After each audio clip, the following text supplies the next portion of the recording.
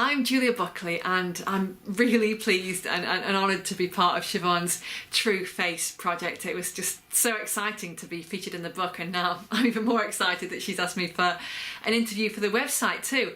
I've been playing around with making more videos lately.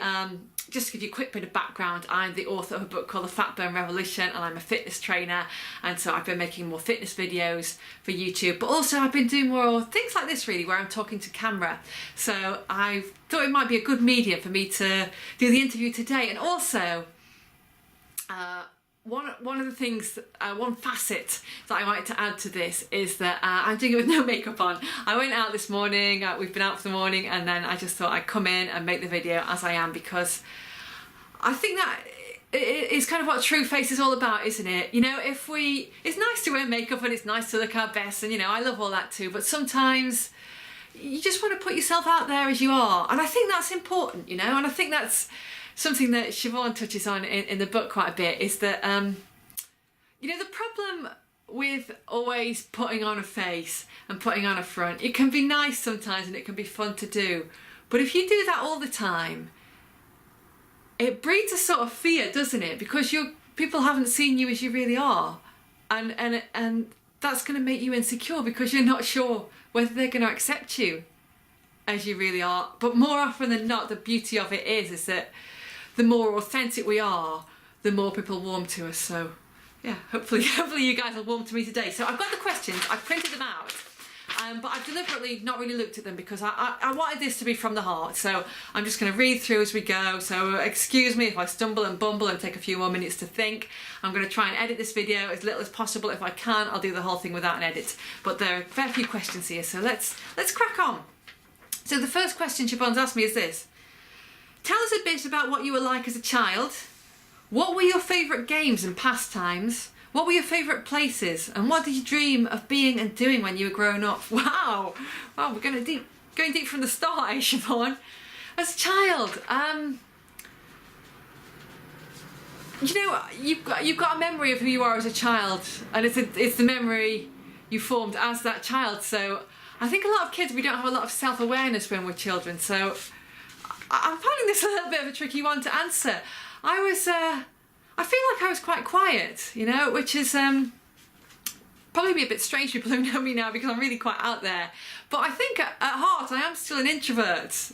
Anyway, a lot of people who kind of come across as doing things publicly, we also like to, you know, go and hide and have our own space as well. And I think that there was more of that side of my personality when I was a child. I think I was quite shy and didn't really have a lot of confidence, I suppose, in a way. Pastimes, I can remember doing a lot of drawing, which it seems strange now because I don't do much arty stuff at all, but I was also very into writing as a small child, and you know, it never actually occurred to me that could be a job at that age, thinking about it now. It was just something I did. I used to write little stories, and I think I wanted to be on television because I can remember that me and my brother, I think we had an old box that we'd made into, we'd just taken the bottom out of it and it was just a box with no bottom in it, and then we would pretend to do TV shows. So I probably wanted to do that, which, you know, we're getting deep here. This could explain why I'm here now. So does that cover it? Does that answer the question? Favourite places? I think I just like being in my bedroom. Let me move on to the next question. So Siobhan says, in True Face, I talk about how certain pressures can make us hide our true selves away from the world as we grow up. Things such as difficulties in our home life, criticism from a parent or teacher, and peer and society pressure to fake it and fit in. Did you experience any of these? And if so, how did you end up hiding your true self from the world? I think I covered a little bit of that in the last question, but first of all, is there anyone out there who didn't experience, you know, any and all of that? It's part of growing up. It's part of becoming who we are. And I think once again, you know, my kind of teenage years, I've always been I don't know if I ever faked it. I used to wear a lot of makeup in those days, and I would have never put myself out there like this without makeup. I can tell you that. I barely left the house without it. In fact, I don't think I ever did. I can remember seeing a boy from school once when I'd nipped down to the local shop without any makeup on and just being mortified. And yet now I quite happily go out and have drinks for the evening without makeup on and whatever. But anyway, so I think, again, in my teenage years, I think that's when I was just starting to discover who I was. So I probably did do things, in fact I definitely did do things that I regret now and I'm kind of embarrassed about now. Part of that was to fit in. But I don't think I was consciously faking it at the time. I think I was just playing around and trying to find out who I was. But sure, we all had those insecurities. Criticism cut pretty deep at that age. And I think part of that is because we're still finding out who we are. So if someone accuses you of being one thing, your character isn't kind of, for me anyway, this is how I was, probably strong enough to sort of say, hang on, you're wrong about me, that's not who I am, because I still wasn't sure. I hope that makes sense. Let's move on to the next question. So Siobhan says, if you were lucky enough to be able to stay true to yourself through your teenage and young adult years, how did you resist the pressure to change in any way? I think I've kind of covered that. So yeah, I don't know if I did resist that pressure. I don't feel like I was, like I just said, I don't really feel like I ever sort of faked it, but I think I was more just someone who probably was, I had like various different fads and was into different sorts of music and look and, ways of dressing and stuff like that. But I think that was more about, for me, trying to find out who I was rather than, and in a way it probably was about trying to fit in as well, trying to find the crowd that worked for me. But I don't think it ever really felt like I was faking it. So that's my answer to that one. So Siobhan asks, in True Face, there's a whole section on turning emotional wounds and wisdom, on turning emotional wounds into wisdom so that they may fully heal. What wisdoms have you learned as a result of tough times you've been through? And how are you able to see the gift in these experiences? Wow, there's some deep stuff in here. Again, I think every person alive will tell you that some of the most valuable lessons we've learned are the ones that come from those hard times, and the harder the times, the more valuable the lessons, and I'm one of those people, specifically, oh gosh, this is a difficult question to answer, especially so publicly. So what shall I say? So we're talking about wisdom that comes from tough times.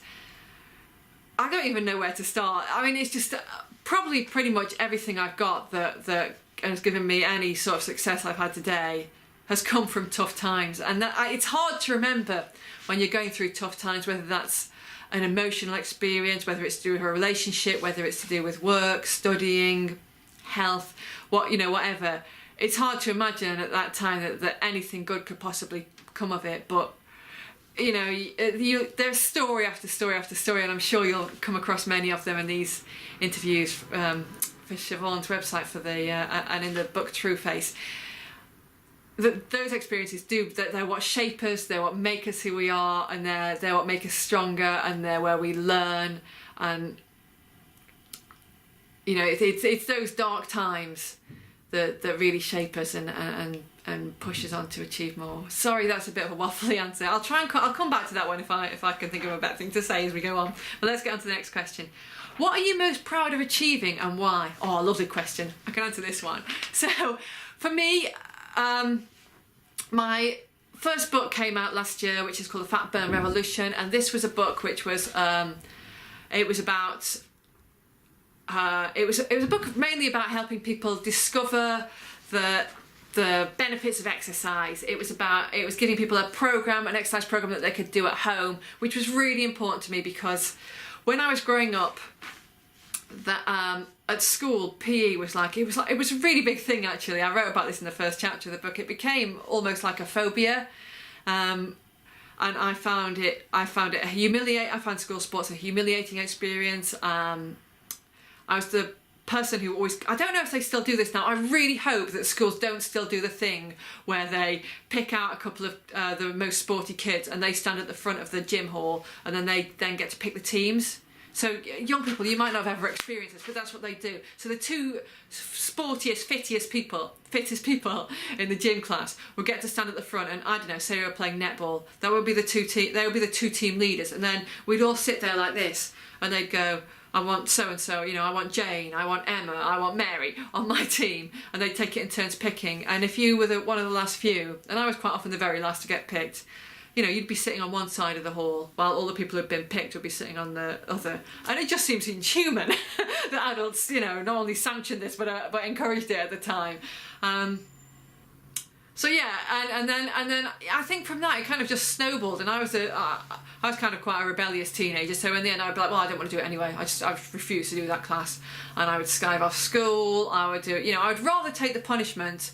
I would forget my kit. I would rather take the punishment for forgetting your PE kit, which would be to sit and do lines in a corridor. I'd far rather do that than go through the humiliation of the PE lesson. So that's what I did. I got in detentions, all sorts of trouble. So anyway, I eventually discovered through doing exercise DVDs, well, there was videos actually at the time, but yeah, from doing exercise videos, that actually I did enjoy moving about. I did enjoy getting fit, and that fitness brought a lot to my life. And then over the years, that passion grew. I did other jobs, doing other things, but over the years that passion grew, and eventually I became a trainer and wanted to help other people to get fit. And that's why I wrote the book, because I wanted to get the message out. I wanted to help other people, mainly kind of, the book's great for if you're already into fitness and sports and whatever. It's for those people too, but the first few chapters where I really talk about the background, that's where I really want to try and inspire people and help people who've never seen themselves as sporty or fitness people. I want to try and show them that, you know, it's for them too, and that they can enjoy it too. So that's, and now I'm getting feedback from people all over the world. It's, you know, thousands of people have done the 12-week program in the book, and now I sound like I'm really blowing my own trumpet, but you asked what I was most proud of, and that's it, because I know that fitness and exercise and being healthy, and you know, the energy, the confidence, the just feeling of well-being, the stress release, all the things that fitness gives you that go way beyond, you know, it's called the fat burn revolution, and that's how we hook people in, because people want you know, amazing looking bodies, but the benefits just go way beyond that and ripple into all areas of their lives. And for me to know that I've done just that little bit to help people, because it's, at the end of the day, it's obviously them who've done the work, but just to know that I've done that little bit to help them discover that and enjoy those benefits is just amazing and incredibly fulfilling. But anyway, that's enough about me and that. Next question. So in True Face, I get readers, so this is Siobhan asking the question obviously, in True Face I get readers to identify their star qualities and best traits. What would you say your star qualities are? Oh my. You know, I think in some ways, you know, I've got a certain following. I've got quite a good following on social media. I've got a lot of Twitter followers. I've got quite a few followers on YouTube and Google and Facebook and things like that. And it's amazing to me, because I don't feel like I've got any star qualities at all. But I think we are in an age now where people actually appreciate authenticity, and that's, you know, one of the reasons why I'm doing this. I think people appreciate someone who will come and sit in front of a camera with no makeup on and stumble and bumble through questions that they weren't expecting, and I think that's what people like. They want someone that they can relate to, that is talking to them. Whilst we obviously all still love the you know, glitz and glamour of Hollywood type stars as well, but I think there's room for people more like me now who want to help real people. You know, I quite often get people suggesting that I should get a celebrity to train so that, you know, my program can become a celebrity program. But if a celebrity wants to do it, I'm open to that. You know, I'm not going to say it's something I never do, but it's not something I'm going to chase after. It's not something I've chased after. The pictures that you see on my website and the stories that I talk about are the stories of real people who've changed their bodies and changed their lives, because to me, that's what inspires. And I guess that's what I'm coming down to, is that by me, I try and put my real self out there and talk about the fact that, you know, I'm not 100% perfect. I don't have a perfect diet. I don't have a perfect body. Because nobody does. And I think perhaps there's a time now for someone like me who puts out that real stuff to kind of inspire people and show you that, you know, this can be you too. maybe there's a time now where that can be a star quality. I know that's something I appreciate in other people anyway, so hope that's a good enough answer. Next question. What are your true passions in life and how do you make time for them? Well, I think I've kind of answered the question about what my passions are, so yeah, absolutely, totally passionate about fitness and the difference it can make to people's lives. And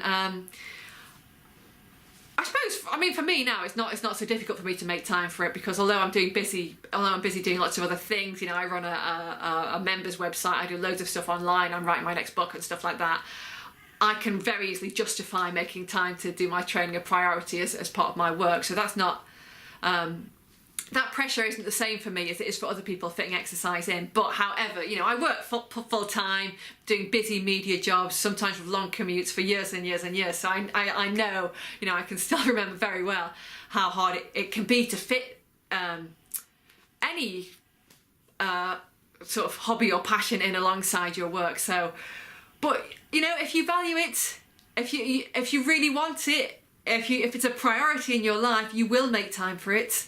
And that's, you know, that's what I did. You know, I would get up early in the morning. I would do it in my lunch hour at work. I would do it after work late at night. I would make time. I would make it, if I had a project on at work that was really important to me, sometimes I would sacrifice the exercise, but it would get to a point where I would say, well, look, no matter how well this project goes, no matter how successful I am in my job, I know that being out of shape makes me feel like crap, no matter how well anything else is going in my life. So I have to make this a priority. And if that means doing a bit less work and annoying my bosses or not being as proud as I could be of the project, or because that's important to me too, but right now I have to make this a priority. So I guess that's might give people a bit of an insight into fitting exercise into a busy life. I'll move on. Next question. Do you have any advice for our readers about dreaming boldly, loving passionately, and living authentically? What a lovely question. I love that one. Dreaming boldly, loving passionately, and living authentically. I just want to say, go for it. Go for it. And those things, they all come into one, don't they? And I think it's about following your own dream as well, you know. When I worked before I was a trainer, I worked in media, and I worked in various medias, radio, print, even did a bit of TV, all different things.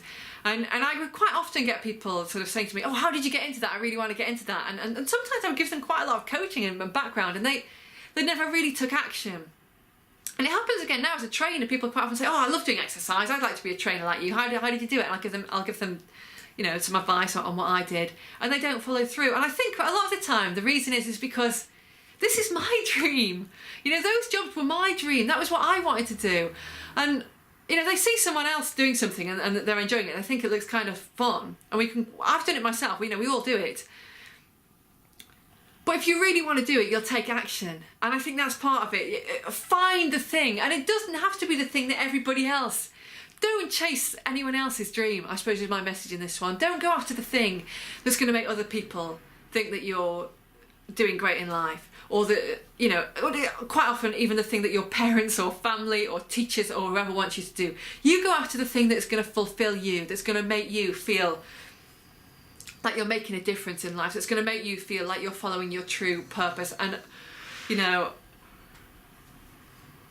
I think 99% of the time that's going to be nothing to do with money. It's going to be nothing to do with fame and glamour. It's the thing that's going to drive you, and that's going to make you feel more satisfied. It's going to make you happier. It's going to drive you to richer experiences in life than if you go chasing, you know, money or fame or someone else's dream. Hope that made some kind of sense. Last question. And finally, when it comes to life and love, what do you absolutely know to be true? Oh, gosh. I don't know. I'm probably gonna... I need to think about this one. What do I absolutely know to be true? The first thing that springs to mind in a way is just that we've only got one life, you know? And so oh, this is going to sound all woo-woo, but I really think that we should love as much as we can in that one life and live as much of it and make as much of every single day as we can. And I'm not saying that you've got to be running around taking action and doing as much work and purposeful things. Sometimes making the most of a day is having a day on the sofa watching your favourite TV show. Sometimes that's the most fulfilling thing, but just rather than doing things that are just to pass the time, enjoy the time, because we're not here for long. And you know, the further I progress into life, the shorter it seems, you know, because time goes faster as you get older, and I'm finding more and more of that. And then I think you start to realise how valuable that time is, and how important people are, and how important it is to cherish them, and like cut them a bit of slack as well, you know. I mean, we all get annoyed with particularly the people close to us, particularly family members, but you know, there may well come a time when they're not there for us anymore. Everybody who lives loses people, and there may well come a time that that person who's driving you up the wall now, I'm getting really upset talking about him, there may well come a time when you give everything you got to spend an extra hour with them. So I